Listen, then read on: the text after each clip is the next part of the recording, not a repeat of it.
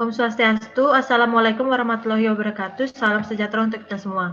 Pada kesempatan ini, kelompok kami yang terdiri dari Kak Edi Soekarma, Kak Febrina Rosa, dan Imade Gangga Birendra akan mempresentasikan karya tulis kami yang berjudul Seawater, Simple Water Heater, Optimalisasi Pemanfaatan Energi Matahari dan Konsep Massa Jenis Air sebagai Penyedia Air Hangat yang Praktis dan Ramah Lingkungan.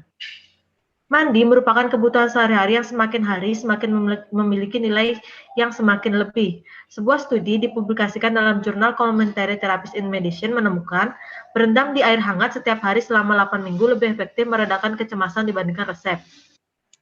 Umumnya orang-orang khususnya di perkotaan menggunakan pemanas air. Namun pemanas air bertenaga surya bisa menyentuh harga belasan juta hingga puluhan juta.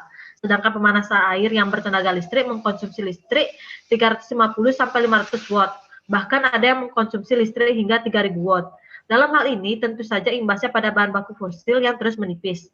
Sedangkan matahari tiap hari mengeluarkan energi panas yang tidak ada habis-habisnya. Sangat perlu dilakukan upaya inovasi untuk memanfaatkan energi matahari yang berlimpah itu sebagai alternatif pengganti energi fosil yang dan tentunya terjangkau.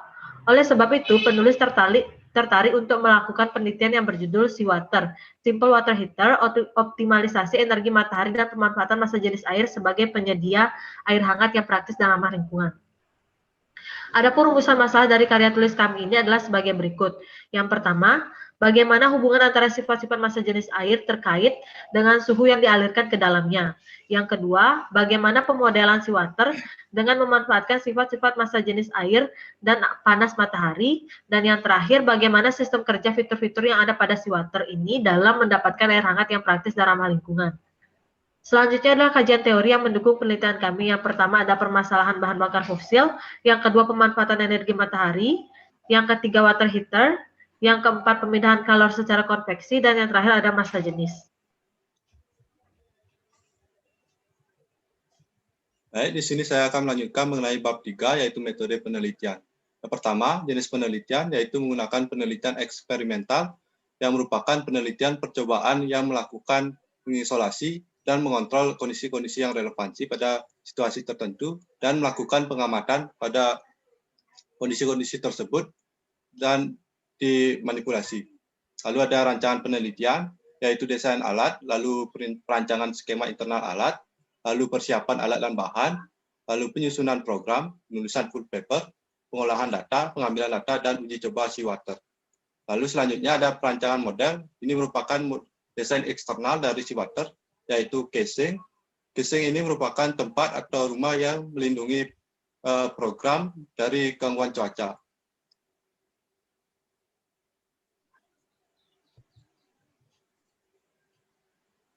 Lalu selanjutnya ada perancangan model. Ini merupakan gambar dari blok diagram model yang terdapat beberapa alat, yaitu kontrol level air, selang tembaga yang merupakan tempat terjadinya pertukaran kalor secara konveksi, lalu tangki air tertutup menyimpan air dan mengurangi pengeluaran kalor ke lingkungan, lalu catu daya yang merupakan sumber tegangan listrik 12 VDC ke setiap bagian lain yang memerlukan listrik, lalu keran elektrik yang dikontrol oleh bagian kontrol level air, lalu ada kontrol suhu yang menghidupkan LED indikator suhu bila air dalam tangki melebihi 35 derajat Celcius.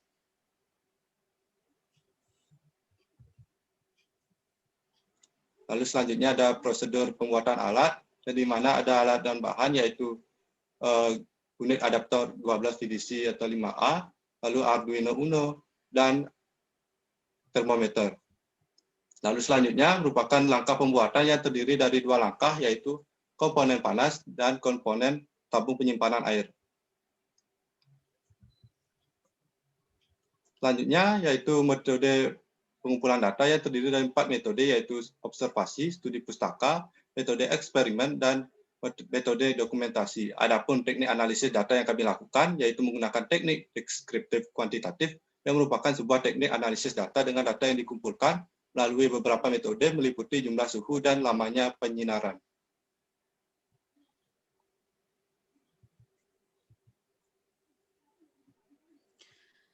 Selanjutnya, di sini saya akan membahas tentang bab 4, tentang hasil dan pembahasan. Di sini ada pun pembahasan yang kami ajukan, yaitu adalah 3. Yang pertama itu adalah hubungan antara sifat massa jenis air dengan suhu yang dialirkan ke dalamnya. Massa jenis air adalah suatu kuantitas konsentrasi zat yang dinyatakan dengan massa per volume. Dan massa jenis air ini dipengaruhi oleh suhu ataupun temperatur yang dialirkan ke dalamnya. Di sini apabila suhu di dalam ataupun suhu yang ada di lingkungan tersebut mempengaruhi zat ataupun air ini, maka molekul-molekul air tersebut akan semakin renggang, yang mengakibatkan volume air tersebut akan semakin bertambah. Menurut rumus dari massa jenis, yaitu Rho sama dengan massa per volume, maka apabila volume tersebut semakin besar, maka massa jenis airnya tersebut akan semakin kecil. Sebaliknya adalah apabila temperatur ataupun suhu lingkungannya tersebut dingin ataupun suhunya rendah, maka molekul-molekul airnya tersebut akan semakin terikat ataupun semakin dekat, sehingga volume air tersebut akan semakin kecil, yang mengindikasikan bahwa massa jenis air tersebut akan semakin besar. Di sini saya akan menjelaskan pembahasan yang kedua tentang pemodelan seawater dibuat dengan memanfaatkan sifat-sifat massa jenis air dengan panas matahari. Di sini ada prinsip kerja dari seawater, yaitu adalah di sini adalah heaternya ataupun pemanasnya yang diselubungi dengan tembaga yang berwarna hitam untuk menyerap panas. Di sini ada solar tracker yang berfungsi untuk mengarahkan sinar matahari supaya tertuju pada heaternya, dan ada prinsip parabola di mana untuk memfokuskan panas matahari agar tepat berada pada heaternya. Di sini ada tabung penyimpanan, dan di sini adalah selang tembaga yang menghubungkan heater dan tabung penyimpanannya. Di sini prinsip kerjanya adalah apabila panas matahari tersebut diterima oleh air yang ada di selang tembaga ini, maka air tersebut akan semakin panas, sehingga massa jenis airnya tersebut akan semakin ringan, yang mengindikasikan bahwa massa jenisnya tersebut akan semakin ringan dan menuju pada tabung penyimpanan, sehingga air yang ada di bawah itu adalah air yang dingin, maka akan mendorong air yang panas tersebut akan di selang tembaga. Hal ini akan terus-menerus terjadi, sehingga air yang ada di tabung penyimpanan ini akan semakin hangat dan bisa digunakan untuk mandi air hangat. Di sini adalah hasil percobaan dari penelitian yang kami lakukan, di mana dari menit pertama sampai menit ke-14 itu berlaku teori bencana berhubungan, di mana tinggi air yang ada di selang tembaga sama dengan tinggi air yang ada di tabung penyimpanan, yang mengindikasikan bahwa tidak adanya perbedaan pada massa jenis air tersebut.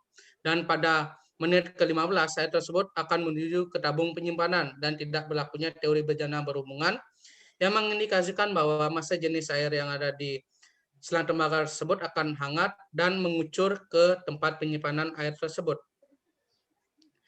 Di sini untuk pembahasan yang ketiga itu adalah sistem kerja dari fitur-fitur yang bekerja pada seawater. Yang pertama itu adalah kinerja fitur-fitur, yaitu adalah kontrol level air, di mana kontrol level air tersebut ada 3 elektrode, yaitu adalah elektrode pendek, elektrode sedang, dan elektrode panjang. Elektrode pendek adalah berfungsi untuk mendeteksi level air tinggi.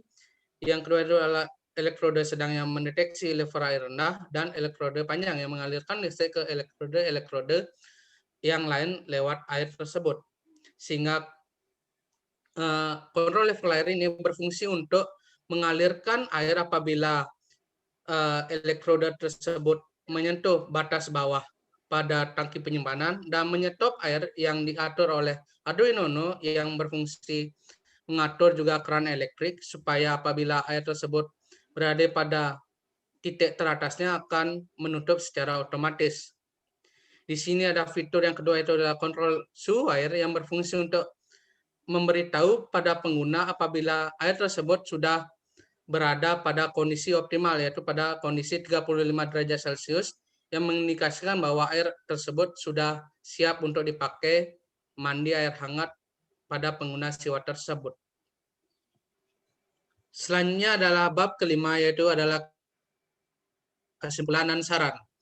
Adapun kesimpulan dari karya tulis ilmiah kami ini, yang pertama itu adalah hubungan antara massa jenis air dan suhu yang diterima adalah apabila semakin tinggi suhu, maka kerapatan atau massa jenis air tersebut semakin rendah, karena molekul-molekul yang saling berikatan akan terlepas, atau jarak antar molekul akan semakin jauh, serta kenaikan suhu menyebabkan volume air tersebut bertambah. Sehingga massa jenis dan volume air memiliki hubungan yang terbalik.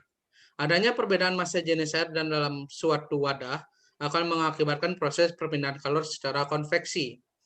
Yang kedua itu adalah seawater merupakan suatu alat pemanas air ataupun water heater yang memanfaatkan energi matahari dan sifat massa jenis air yang berguna untuk mempermudah masyarakat mendapatkan air hangat untuk mandi tanpa mempergunakan energi listrik yang banyak dan ramah lingkungan.